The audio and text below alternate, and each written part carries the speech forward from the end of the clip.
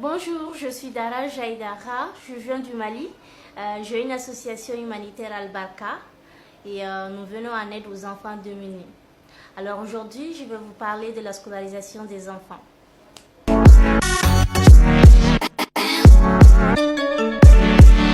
Nous constatons qu'il y a pas mal d'enfants qui ne sont pas scolarisés, qui ne vont pas à l'école. Et il y a plusieurs raisons. D'un côté, c'est souvent dû au manque de moyens des parents. De l'autre côté, c'est dû au fait que les gens n'ont pas assez d'informations sur la procédure de scolarisation des enfants parce qu'ils pensent que c'est extrêmement cher. Alors qu'il y a des écoles publiques dans pratiquement tous les pays. Précisément chez moi au Mali, il y a des écoles publiques qui sont assez abordables. Les frais ne sont pas du tout coûteux.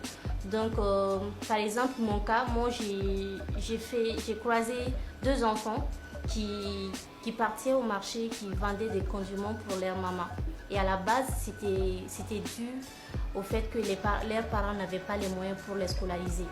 Alors, je me suis renseignée et de fil en aiguille, je me suis rendu compte que l'école publique n'était pas assez chère. Et en ce temps, je faisais l'université. Avec mon argent de poche, j'ai pris l'initiative de les aider à aller à l'école. J'ai scolarisé ces deux enfants et maintenant, cette année, ils font respectivement la 8e année et la 5e année. En Côte d'Ivoire, ça doit correspondre à la CM1 et à la 5e. Voilà, donc ça, je l'ai fait grâce à mon argent de poche qu'on me donnait pour aller à l'école en ce temps.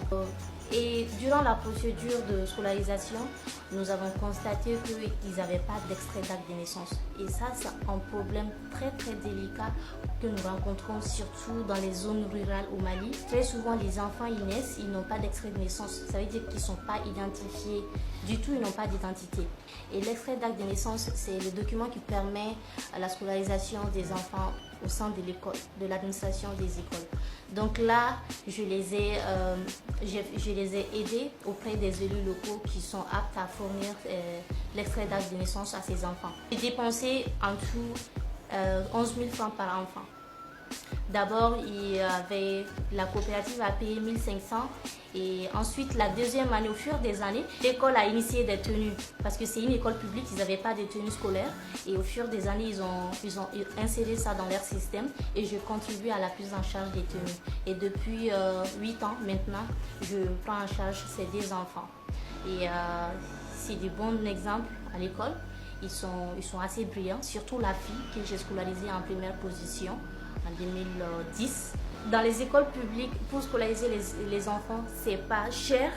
Et à travers cette initiative, j'ai lancé une association humanitaire.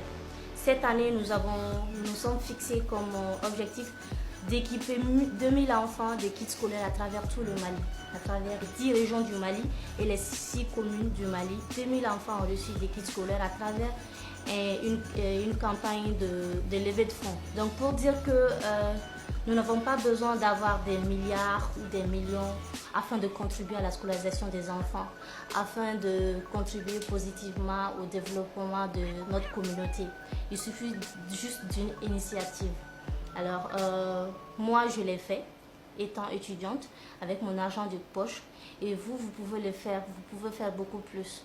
Chacun, dans sa localité respective, peut voir les enfants qui sont dans les alentours, qui ne vont pas à l'école, peut voir comment ils peuvent contribuer à la bonne éducation de ces enfants. Donc, voilà, on n'a pas besoin d'être la plus riche au monde, on n'a pas besoin d'être assez aisé pour contribuer à la scolarisation des enfants. Les sous que nous mobilisons pour acheter des cadeaux aux enfants durant les fêtes, notamment les fêtes de Noël, de Pâques, j'en passe, nous pouvons prendre cette même somme afin de scolariser ces enfants. Un enfant scolarisé, nous lui garantissons un futur meilleur. Les cadeaux, ça se dégrade, mais l'éducation, la connaissance, ça reste. Donc, au lieu de nous précipiter à aller acheter des cadeaux, renseignons-nous si toutefois les enfants qui vont recevoir les cadeaux sont d'abord scolarisés. Après va venir les cadeaux. Comme j'ai l'habitude de le dire, on ne doit pas attendre de tout avoir afin de partager. partageons le peu que nous possédons et le monde sera meilleur.